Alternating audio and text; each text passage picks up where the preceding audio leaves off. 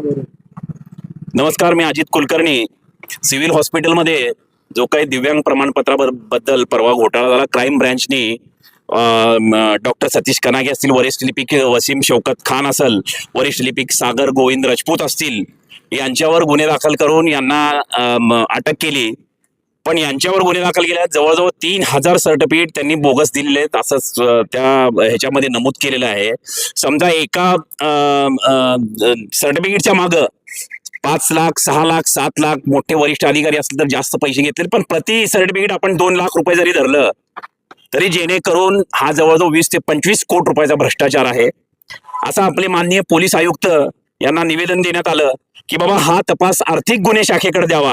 त्यांच्या आजूबाजूचे जे काही नातेवाईक वगैरे असतील त्याच्या नावावर जी काही प्रॉपर्टी असेल, गजानन नगरमध्ये त्याचा स्वतःचा बंगला असेल किंवा गजानन नगरमध्ये ते एक मोठे अपार्टमेंट बांधून भाड्याने दिलेले ते असेल, NIBM कोंढवा येथे पुण्यातील प्रॉपर्टी असेल कोट्यवधी रुपयांची, या सगळ्या गोष्टीची आर्थिक गुन्हे शाखेमार्फत चौकशी करा असं त्यांना विनंती केलेली आहे. त्यांना पत्र सुद्धा दिलेलं आहे CP साहेबांना.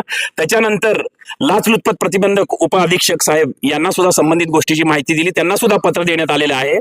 आणि अचानकपणे जे काही संबंधित डॉक्टर तोडकर साहेब जे आहेत ते तोडकर साहेब 2 दिवस आधी राजीनामा देतात. याचा मागचं रहस्य काय, आणि त्यांना जो OTP प्राप्त झाला होता, या OTP कोणी दिला, काय दिला, कशासाठी दिला, आणि त्या OTPवर त्यांनी अनेक सर्टिफिकेट तयार केले असं डीन साहेबांचं म्हणणं आहे. या सगळ्या गोष्टीची, याच्यामध्ये कोण कोण इन्व्हॉल्व आहेत, त्याचे नातेवाईक वगैरे खानचे, या सगळ्या गोष्टीची चौकशी व्यवस्थित रीतसर होणं फार गरजेचं आहे.